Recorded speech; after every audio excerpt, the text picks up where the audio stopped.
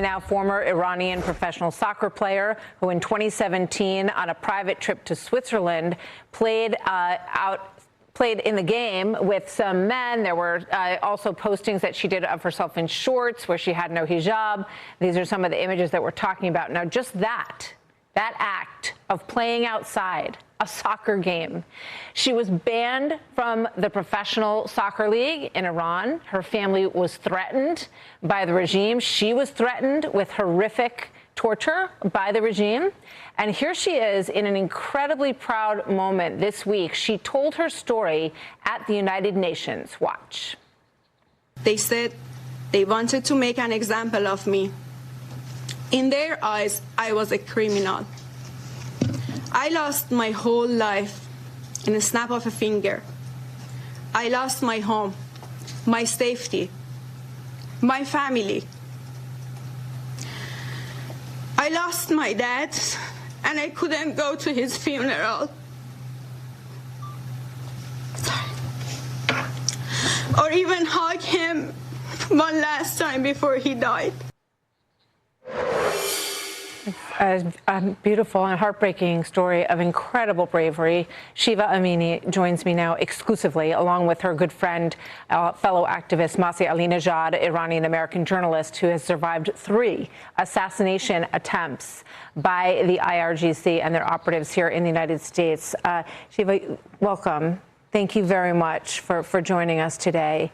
You know, you watch what these women are going through. Your testimony was so moving at the United Nations. How difficult has all of this been for you? And what happened when you were banned from your sport? What pressure was put upon you? You know, Martha, I was born in Iran, where girls and women has no right, and by right I mean basic rights that every individual should have.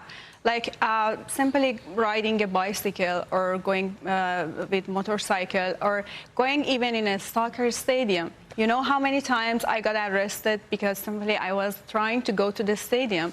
And the famous stadium in Tehran, which calls Stadium Azadi, which means Freedom Stadium. And you can see everything over there, but not freedom, but freedom. So, I mean, I can totally understand what those Iranian soccer players are going through, because I've been in their shoes. You know, the regime, Iranian regime, put you in this situation. You have to say goodbye to everything that you have in Iran, or you have to get back in that hell, because you're gonna go. Everything can happen for you if you go in Iran. You can face prison, you can face rape, you can face even execution. We have an example, Navid Afkari, wrestling champion. The regime hanged him. And I mean, we have right now a lot of athletes in prison. We have a lot of athletes got killed in the recent protest in Iran. And the regime don't care about who you are. You are athlete, you are men, you are woman. And so just tell me, what kind of things did they say to you to manipulate you? Because you obviously didn't want to, you wanted to be able to see your father. And that's a heartbreaking decision. What did they say to you? So what happened to me, I was in Switzerland, and the regime put me in a situation, like I just simply play soccer with my friends without my hijab on. And the regime saw my social media and used that against me because they wanted to make an example of me for the other athletes in Iran. So I took everything from me.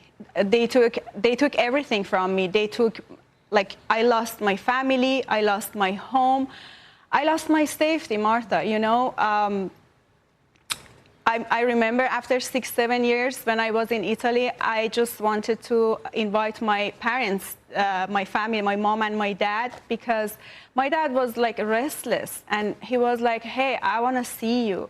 I tried to get visa for them, and this is so sad because I tried so hard with a lawyer, but the regime didn't give a visa to my dad, but my mom.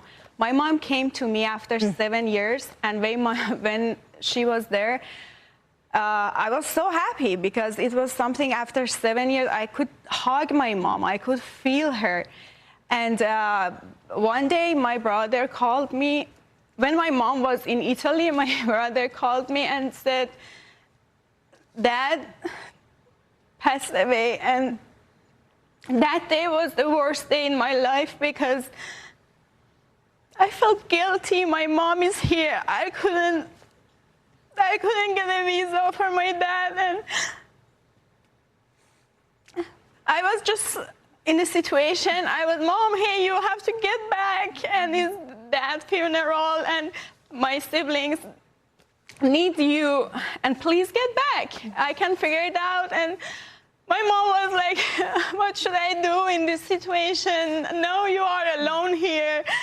And I was like, no, I can figure it out. I'm strong, Mom. You just go. And I felt guilty because my mom wasn't in that moment, in the last time of my dad's life with him. So I wanted to get back to Iran, honestly, with my mom, but my mom didn't allow me. And she said, no, you cannot even see your dad. You cannot even see because they're going to arrest you. I mean, it's the most selfless decision to have to make. I think about your situation and these young women. Do I get on the bus and go back to Iran, or do I stay here and have a chance for freedom? And there's one image where this woman was being pulled by the collar by one of her teammates to get on the bus. And then they're flashing lights on the bus. And you can see on their faces how torturous this decision is. My family or my freedom? And you have family in prison as well. You have over the course of these years, Masi. This is in the DNA of the Islamic Republic. You know, Shiva is my hero. She's an example of millions of brave girls and women in Iran who are like hostage in the hand of this barbaric regime. You heard her story. And for years and years, I have tried to bring my heroes to invite Americans to hear the true story of Iranian women. And you know what breaks my heart, Martha? We learned from feminists, global feminist movement, that this is a sign of asking for help.